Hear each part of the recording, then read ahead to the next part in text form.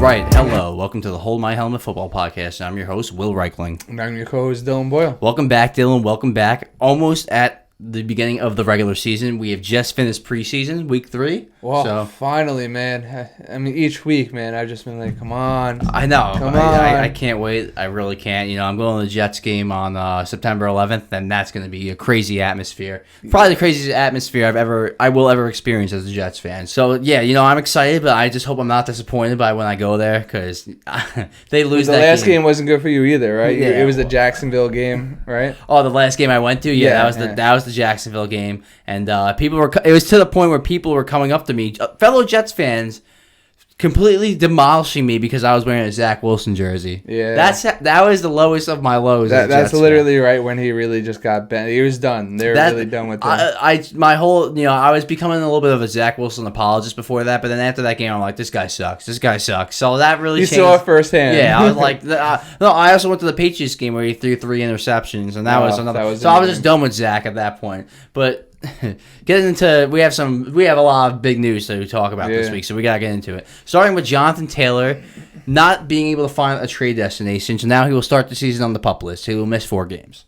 Yeah, so this one, so apparently you were telling me this before that there was some controversy going around about back issues, but it doesn't seem like that's the case anymore. No. So yeah, we looked into it a little more, and apparently it's ongoing ankle injury that he had. Apparently he was going to have surgery. He had surgery in the off season, and there was no ligament problems, no ligament tears. So they said he was fine to start the season, but then as time went on, they figured out that, he decided, he's like, I still don't feel well, still having pains in my ankle, so they put him on the PUP list for that. Right, and, you know, Miami and Green Bay were interested, and I don't know if this is true. But first off, why would Green Bay even be interested? I think we should start with that. That blows my mind. You got Aaron Jones, and then you got A.J. Dillon. Like I don't understand. You got like the little Kareem Hunt, Nick Chubb situation going on. Like if you have 2 nice running backs like that, that's ideal. You want something like that, especially for a quarterback going to his first season as a starter, essentially a rookie. Not really a rookie, but essentially a rookie. You want those 2 good running backs. I don't know if they're trying to get rid of both of them.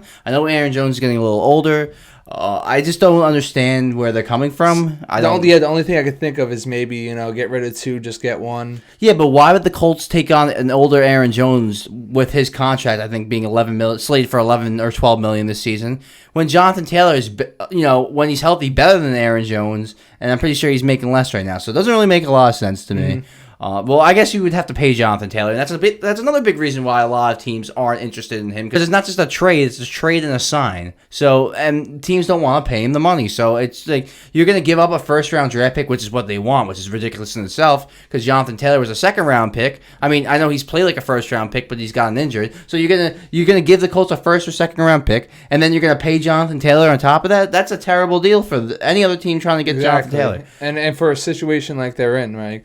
If anything, they should go for more the wide receiver core. Who do they have as their wide receiver? Yeah, exactly. Chris Watson? He's all right. Exactly. He's a rising star, but other than that, I mean, Romeo Doubs is okay, but, I think he's a little banged up right now. So they're lacking depth at wide receiver for sure. Lacking knowledge. The way they're the way they're running everything. It's like getting a little confusing over. I had a lot of high hopes for them with Love and everything, but now I'm, second guessing it. And during the draft, you're almost convinced they were finally going to take a receiver. Partially, you thought they were going to spike Rodgers a little bit, and they didn't even take a receiver. I don't know what type of beef they have with receivers. Like they should see the way that like drafting first-round receivers. I don't understand it. No, not at all. But I don't know if this is true, but I'm pretty sure they asked the Dolphins for Jalen Waddle.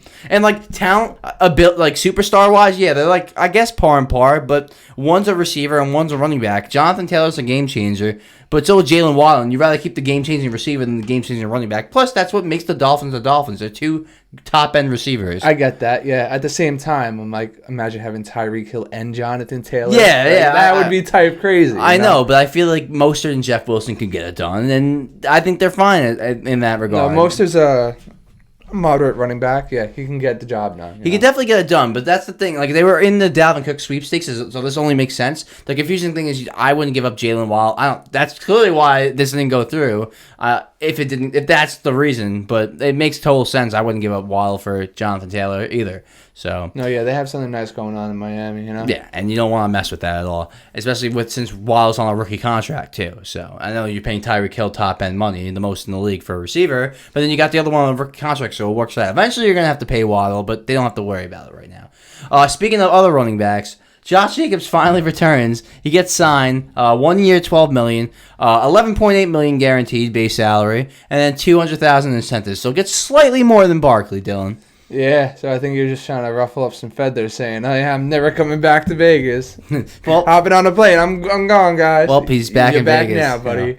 And with only what, $2 more mil? Yeah, $1 million or $2 more than Barkley, exactly. Yeah. And this is clearly not the contract that Josh Jacobs wanted. It clearly wasn't the contract Saquon Barkley wanted. And Josh Jacobs had a great season last year. He might have been the best running back last season. Hands down. Can he duplicate that, Dylan?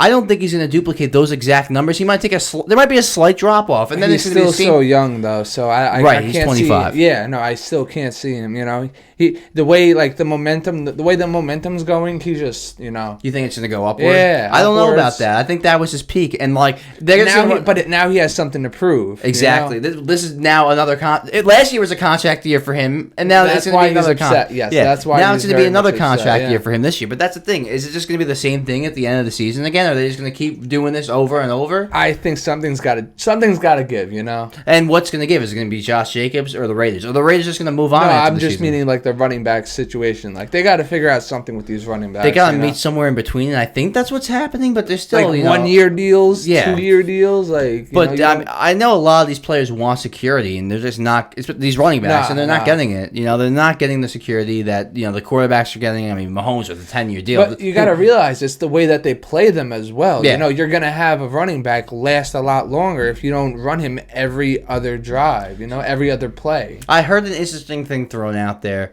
and this applies to Barkley too, as well as Josh Jacobs. Before this contract was agreed to, you go, you want to sign me to franchise tag? Fine, but I'm only getting 200 carries. I'm not getting 300 carries. Or I sit out. Exactly. Once you give me 200 carries, I sit out. And, that's that. They should have a limit, yeah. They have a certain amount of gas in them, for sure. Almost like how pitchers have a pitch count in baseball. It's just very similar. That's an interesting take. Should they be on a carry count? But that might be a little ridiculous. But not for these running backs. If you want to get... If you have an elite running back like that, yeah. Because... Dylan, I think Josh Jacobs got 340 something carries last year.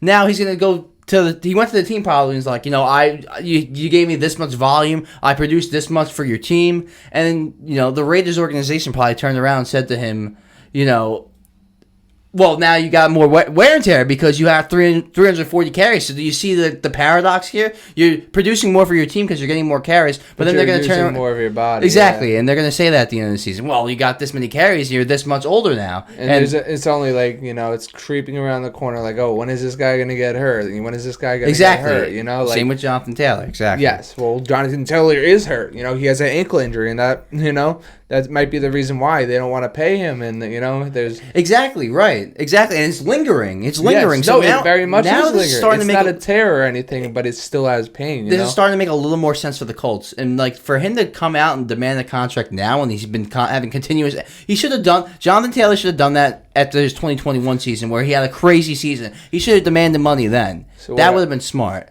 Are we starting to agree with this general manager? That is the little take that he had. The owner, Jim Irsay? The owner, if he dies, nobody else is going to care. Yeah, the owner. Well, I guess so. We get what you're saying, buddy. No, what he said wasn't necessarily wrong. It's just why would you say that about your best player? That was where it was wrong. Well, maybe he was just trying to, get rid of him, make a public statement hey, we don't want this guy anymore. Well, it seems like that he does that a lot, and so I wouldn't put that past him.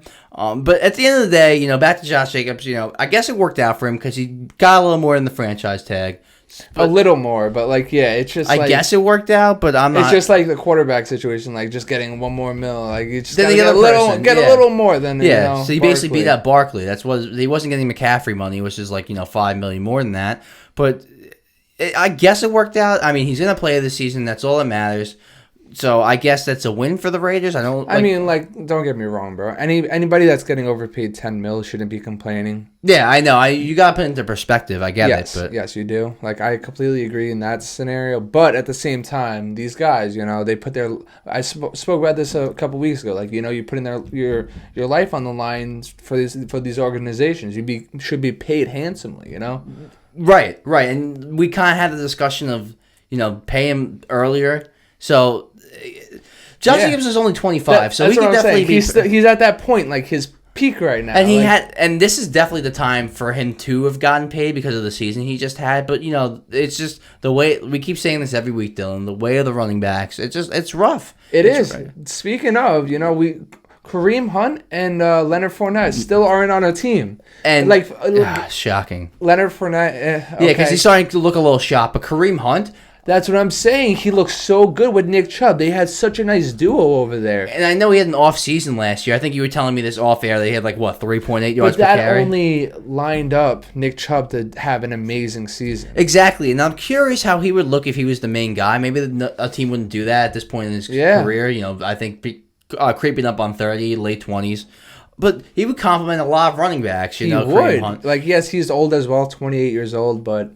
Still, man, I can still see him being a very good backup. He was a very good backup for Nick Chubb. He was a top backup. If anything, the best backup in the league, Kareem Hunt. I mean, he could still be a 1. He's a great 2. Maybe he'd be slightly above average 1 at this point because he did seem to take a little bit of a step back last year. Maybe. I don't know if he can carry. I don't know if he could be that. No, I don't think he can anymore either. I don't think he taking it back to his Chiefs days. I don't know if he can produce that again. I do think eventually Kareem Hunt's going to get signed. So I don't think that's an issue. Fournette, maybe not so much. This might be it for Fournette. That's crazy. No, he should still be signed at somewhere, even as a third string. I agree with that. I do think he can still be a second string if he stays healthy because he also gets injured a little bit. But it's not like this guy's none of these guys are even in their 30s yet. He's the same scenario. I know. It's just we're seeing quarterbacks in their 40s still playing, and it's funny. I'm pretty sure off air I forgot which running back we were talking about, but you were like.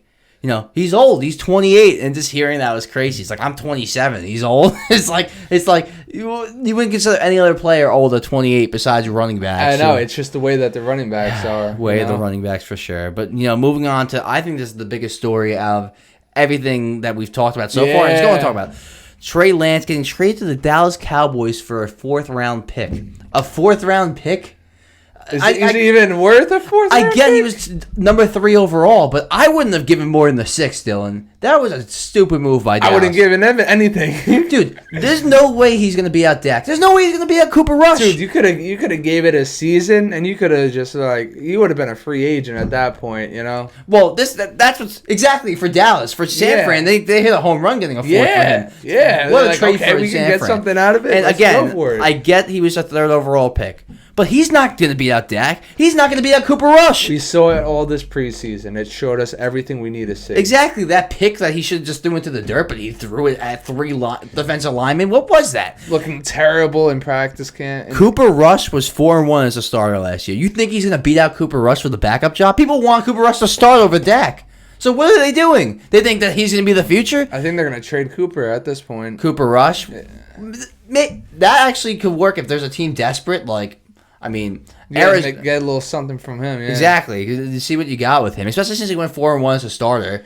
But what do the Cowboys see in Trey Lance that we're missing? I get I don't see it. I get taking a flyer on him, but for a 4th, you could have used that to enhance your team around Dak. I don't understand what they're trying to do here. If you had Dak's back, look, I don't think Dak's great, but he's nobody has Dak's back. Not his team has. Nobody has Trayvon Diggs. Look, Dak's not great, but he's definitely a top 15 quarterback. So there's no way Trey Lance is beating out Dak Prescott. So I don't want to hear. I've been seeing that in some comments and some videos. Let's get something straight. Trey Lance is never beating out Dak Prescott. Trey Lance is never starting for the Dallas Cowboys. Get that in paper. I hope that's not a freezing take 2 years from now. On one of those freezing cold take Twitters where it's just like my take of how Trey Lance never starts and he's great. I don't know, man. He'll never be great in this league. You have a 49ers situation, and the whole thing happens over again and he's ready to start. And you know what's funny? During that draft, that Trey Lance draft with Zach Wilson, Trevor Lawrence, Justin Fields, etc., Mac Jones, There was rumors that the Niners were very interested in Mac Jones, but they had the 3rd overall pick. Obviously, Trevor Lawrence was going 1, and it was clear Zach Wilson was going 2 at that point. I was screaming. I remember we were at your house. We were here, but upstairs in your room. I was screaming up and down for them to take Trey Lance because they had way more talent than Mac Jones. And I was screaming. This just shows you drafting quarterbacks is a crapshoot. You don't know what's going to happen. I thought Zach Wilson was going to be a stud. I thought Trey Lance was going to probably be a stud. Johnny Manziel, yeah. You don't know how it's going to play out. Football, Ryan Leaf. We could just keep going on and on and on and on and on. Josh Rosen.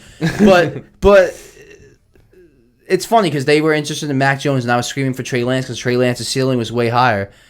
Mac Jones is average, but it turns out Mac Jones was better than Trey Lance. Oh, by a mile. And Mac Jones is the perfect fit for that offense. Just get the ball out quick to your receiver. He would have fit in perfectly in that offense.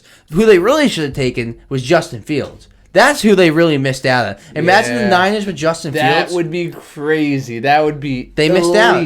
That's what I'm saying. They love running quarterbacks. So that he would fit in. That's why they got Trey Lance though. But Justin Fields fell in that draft. And there were rumors that he had epilepsy, but he hadn't had an episode like a seizure since he was a kid or whatever. Oh, wow. And there was just things coming out on him, and he fell. His stock fell, and it was a big mistake because he would have been special there. Yeah, the Bears are freaking. Yeah, right now. Last season, Justin Fields had to do everything, and on the Niners, he would just have to, look at Brock Purdy winning games. I wouldn't be so down on Purdy, man. He's a starter now.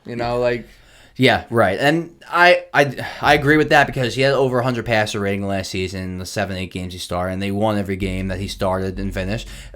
But it was a half a season. I got to see more from him. I think he'll be fine in that offense, but imagine that offense with Justin Fields. And that just shows how critical it is to miss on a quarterback. They've been so close to a Super Bowl, the Niners. They made it to a Super Bowl with Garoppolo. They made the NFC Championship with Garoppolo. They made the NFC Championship with Purdy. Imagine they had Justin Fields. That running element of quarterback. That might have been the difference for them. Yeah. And especially last year when all the quarterbacks got hurt. Imagine you had Justin Fields. Yeah. And I'm not trying to be a Justin Fields apologist. I still think he needs to show more as a passer, although he did improve slightly last season. But I do think he's going to work Justin Fields just off his talent alone. And imagine him on the Niners. That was just what it crazy. Shanahan loves them running quarterbacks. Exactly, and he likes to run the football already with his running backs. That was just he would have been so happy with Justin Fields. And do we really see? This is the one thing that I really never seen a really good running quarterback and a really good running back. Yeah, because usually you pick one or the other, Yeah, because look at Lamar. They never. I mean, J.K. Dobbins is okay and he gets hurt a lot, but they never had a star running back. It's just kind of crazy. That's why I love my Giants. That's the only exception. But I wouldn't even consider. I wouldn't really consider Daniel Jones a running quarterback. He's not. But he's I don't want to compare Daniel Jones to Mahomes, but he's similar to Mahomes as in he's a mover, but he's a pocket passer first.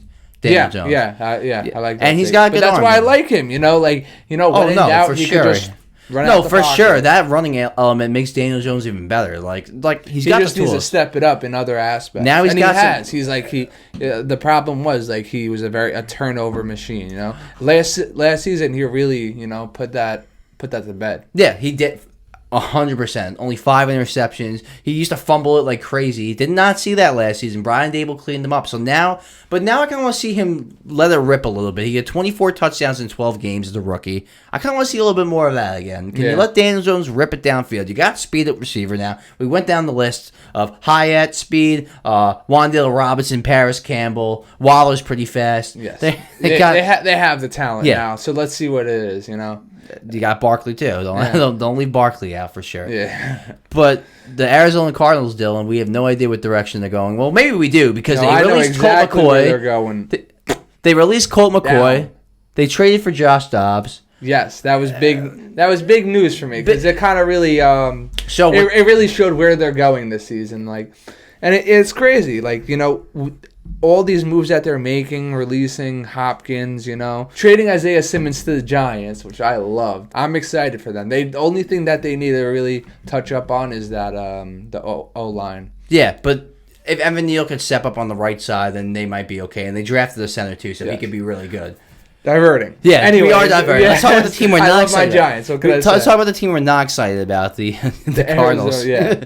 What No. are So, they like, taking? Are they taking all these moves, and it's really showing like they're really trying to tank. Do you think they're trying to tank? Yes.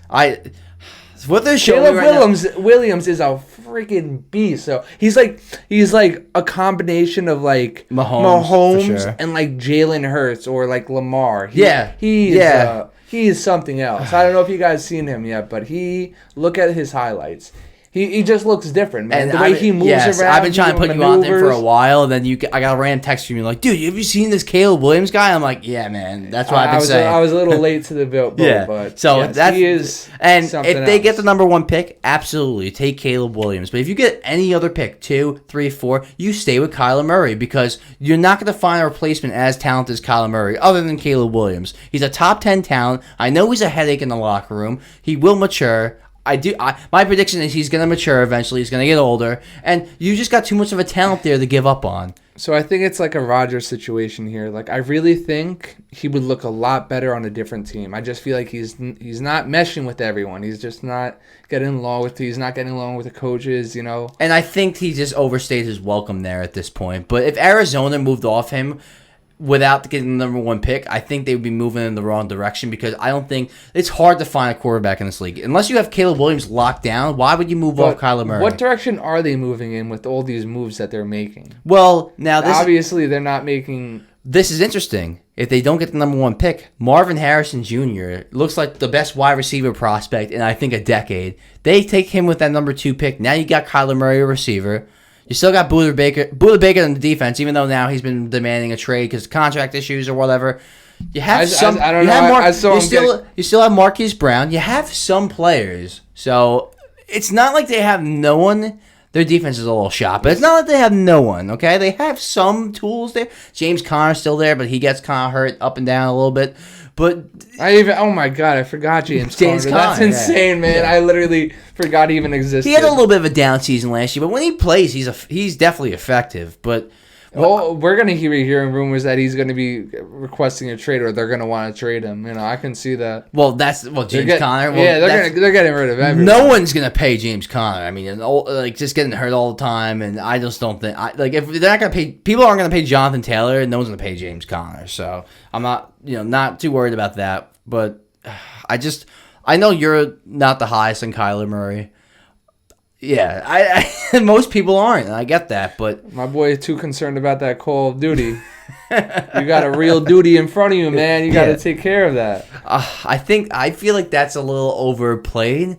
No, it's not. It's really not. Dude, that's the sad part. If you watch Kyler Murray's career, the Cardinals improved every single season. His first season, he showed promise. They were bad. Second season, started off hot. Barely missed the playoffs at the end of the season, kind of fell apart. Third season, made the playoffs, had the embarrassing loss. Then they take a step back last season. But you got to realize, the Cardinals have been on this train of being really good. They've almost won Super Bowls in the past, and then they got Kyler Murray. It's not like Kyler Murray, did that to them, brought them like all this. I get that, but you really put any other quarterback in that scenario, I feel like they would have won a Super Bowl by now. Yeah, but at the time he went there, Arizona was kind of a mess, but it just... But they have all the key factors. They have a key wide receiver, a really good running back. At the time, yes, they had Hopkins and everything, but really good defense. We have to forget that we tend to forget that Kyler Murray was an MVP candidate 2 years ago, and we were calling Cardinals one of the best teams in the league. Now he can't play. I just don't buy that. I just don't buy it. And I don't see where this is going. It could go either way right now. I mean, they could end up with Caleb Williams. It could be the best decision they ever made. Or it's such a roller coaster, man, from being literally almost rated the best team in the league to literally the worst team. They're literally the worst team in the league. Right now they are the Rams. Right now they're the worst team in the league, especially without Kyler Murray playing. By far the worst team in the league. But if Kyler Murray plays, they're going to win a couple of games. But it's possible. I'm hearing that he might not play this season. Yeah, no, that's. If they do that, so he's done as a Cardinal. That's my feeling on that. Yes, definitely done as a Cardinal, because then you get Caleb Williams, because you're going to be bad if he doesn't play. You're going to be terrible. But yeah, speaking of teams that just go up and down, the Rams were literally in the Super Bowl. F them and picks. Now they're another team on a roller coaster. Now they're rated almost one of the worst teams. I had I had the Rams winning about 7 games, but everything I hear, like that report from Matt Stafford's wife that he can't connect with the teammates because everyone's on their phones, that just sounds so out of touch. It's like you're the quarterback, leader of the team. You see Rodgers and the Jets going out with his teammates and making friends with the younger guys, and you can't relate to your teammates. I don't know, man. The Rams could be this. If the Cardinals have the first pick in the draft, the Rams might have the second pick in the draft. They're really bad. And Cooper Kupp, he's got to stay healthy. So I know, man. It's like he's getting old too. Like they're too top heavy. Like Cooper Kupp, Aaron Donald, Matt Stafford. That's it. Yeah, that's it. So what are they doing exactly? That's a good question. That's a real question mark this season. Like that's one team. Like you have no idea how it's going to turn out. Yeah. Like we kind of know how it's going to turn out. They're going to be terrible. Yeah, that. I think there's a chance that the Stafford Cup connection can revive itself again, and they win. They're not making the playoffs. They're not making the playoffs, but they could win 6-7 games at best. I don't think they're going to win 9 or 10 games, but I don't think I find it hard to believe McVay, smart offensive head coach, Stafford and Cooper Kupp and Aaron Donald are going to win 2 games. I just find it hard to believe. But I see a scenario where it happens. Stafford's career ends, another injury. Their O-line's bad, pretty bad. So that could just be the deciding factor right there. We know how key O-line is, Dylan. Absolutely, that's really the make or break for a team. And talking about quarterbacks where we don't know what's going to happen, we have no idea how Deshaun Watson is going to be this year. Is it going to be the old Deshaun Watson or new Deshaun Watson? Now his last preseason game. So he had a couple good passes, but ultimately I didn't like what I saw from him. He still had that that running ability and everything, but nothing looked the same. None of the passes were on point. There were so many. He broke out the pocket, but just a terrible pass. Like there was a lot of passes that just weren't good. I'm going to disagree with that. So I'm going to disagree with that. He did miss some throws. He made some shaky throws, but he was able to get out of the pocket and make plays downfield like he used to. He wasn't always perfect in Houston, but that was the big thing about Deshaun Watson. He'd break a tackle, make a move out of the pocket, and make a big throw downfield. You need that touch. You can't. He had the touch on the Amari Cooper touchdown. So I do think it goes hand in hand. Like he had some bad throws. He had some good throws. It's preseason. It happens. He had 2 good throws. They have... Okay, but they were the 2 biggest throws of the game. So that's Deshaun Watson for you right there. The other pass, I don't know who it was to, but he was wide open. Yeah, look. He still looks like he has a little bit of rust on him, which is a little alarming. But that's fair. That's fair to say. What made out a whole season. What made me a little excited is that he was making plays down the field again like he used to. Now their offense is actually sneaky good. Nick Chubb at running back, David Njoku at tight end, Amari Cooper at receiver. They don't have the greatest receiver depth. They did get Elijah Moore though, so we keep forgetting that they got Elijah Moore. They got Donovan Peoples-Jones. So they actually, and Myles Garrett on defense, they're not bad on paper. They got a bunch of 2s. There's a small chance. They got a bunch of 2s. I think Amari Cooper's a 1. Is he a low end 1? Yes, but he's a 1. Very low end 1. If he was a 2, he'd be one of the best, if not the best 2 in the league. Up there with T. Higgins, Devontae Smith. Amari Cooper's one of the best route runners in the league. Top 5. Amari Cooper. Look up Dak Prescott, and I'm always lately I've been a Dak Prescott defender. Look up Dak Prescott's numbers with Amari Cooper and without Amari Cooper in his career. It's a big difference. Amari Cooper was huge for Dak Prescott's development. He was big for Derek Carr when he played there. That kind of went in the doghouse. But last year, what did he have? Jacoby Brissett, and he still kind of balled out. So I'm pretty high on Amari Cooper. The Browns have a chance to go over 500 and fight for a playoff spot at the end. Now, who do you think has a better chance to make the playoffs? The Browns or the Steelers? Because the Steelers look really good too with Kenny Pickett and George Pickens, Deontay Johnson. That's hard, man. That's really hard. Yeah. Both in the same division. I like the Steelers, man. Kenny Pickett, it's hard for me. I feel like Deshaun Watson just got there. He needs a like a full season. Yeah, to get all the rust out. He hasn't played in a whole season. I will say this. My initial gut feels Steelers. They feel more ready. But if Deshaun Watson plays like old Deshaun Watson, 100% Browns. Browns can make the playoffs. It's possible.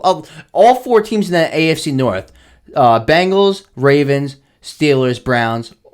It could be that's a tough division too. We don't talk about the AFC North a lot. Now I do think the Bengals are going to finish 1, the Ravens are going to finish 2. But who's going to be 3 or 4? The Steelers or the Browns? Unless you think the Steelers are going to be above the Ravens.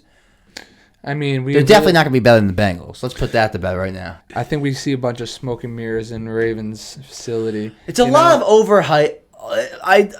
Lamar Jackson Zay alone. Flowers might be the best receiver there, but I think that's it. I think you think Odell's done? Yeah. You think he's done? They do have Mark Andrews too, and you did say you were high on J.K. Dobbins last week, so don't forget that. Yes, I won't and they got forget Lamar, and Lamar wins 70 to 75% of his games. I got the Ravens. My contract might go to his head, man. I don't know. Yeah, I only have the Bengals in the playoffs out of that division. I think the Ravens just missed. Yeah, no, right there, it's kind of a stir up, There's a chance the Steelers or the Browns could be better than the Ravens. It could be flip-flopped. That division is very tough. The Browns, I feel like, are the sleeper team in that division. They really could step it up this year and come in second place in that division. The rankings are very similar there. I could agree with that. It's like neck and neck. I do think the Ravens are the second best team in that division, but the Steelers are right there. I like Kenny Pickett a lot. And George Pickett. George Pickens always seems to make a special catch. I know. He's special, man. Like, the amount of one-hand catches he has, he's just a talented player. Any ball thrown to him, he's going to get. And they have talent. It's not just him. Deontay Johnson. Yeah, he's a talented player, too. Najee Harris. And you can't sleep on Najee Harris running people over. Nah, Pat Freiermuth, the tight end, star tight end. So they're set on offense. And they got the head coach. They got the defense, Micah Fitzpatrick, TJ and Watt. They always are getting over 500. They're just a good facility. Exactly. It's a good Will they franchise. take the next step now? Look, this is how I feel about Kenny Pickett.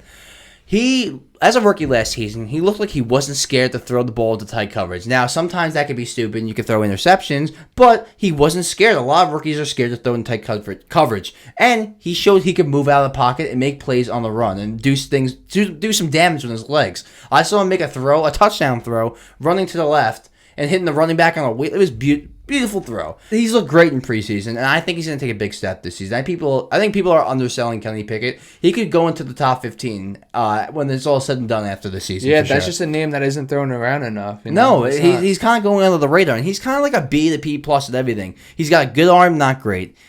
He's got good legs, not great. He's a little more athletic than I thought. But that's he was. like more of what you want. You don't want them like all too around. heavy. Yeah, right, exactly. all around. He's good at he's solid at everything. Kind of like don't want to get you stirred up here, because I do think he's Daniel Jones is better than Kenny Pickett, but a little bit like Daniel Jones. Like, he's kind of good at everything, and he's well rounded. And I'll give you that compliment about Daniel Jones. He's well rounded. I'll take that as a compliment. Yeah, Daniel Jones is a well rounded quarterback. He's got a good arm. He's got good legs.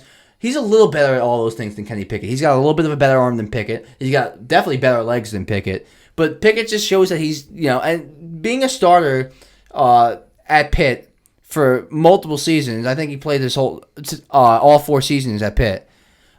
He shows that he was experienced last season. He didn't really look like a rookie. And he's tough. I've seen him go at defenders. I mean, he's pretty tough, Kenny Pickett. So the Steelers are definitely a sleeper, They are a sleeper, but as far as like potential, like ceiling, I probably would have to go Browns for ceiling, but floor, definitely the Steelers. Like the Browns could definitely be worse than the Steelers, but could also be better than the Steelers. I think by a mile. I think they could be slightly worse than this. I think it's going to be when it's all said and done, they're going to be slightly worse than the Steelers. That makes sense. But I feel like it could all change in one season. Right, and I got Bengals, Ravens, Steelers, Browns. And I got the same thing. I think Deshaun Watson showed promise. I'm still a little worried because he did, like you said, he did make some silly throws, but he looked promising. Silly is right. So we have one more week until the regular season starts. We got the Chiefs and we got the Lions. Oof. That is going to be a good one. Ooh, I like that. We're going to pick our games. We're probably going to do some other stuff, prepping for week 1 in the next episode. So, stay tuned. Like, subscribe, share. Good episode, Dylan. We're almost there, guys. One more week. See you guys next week.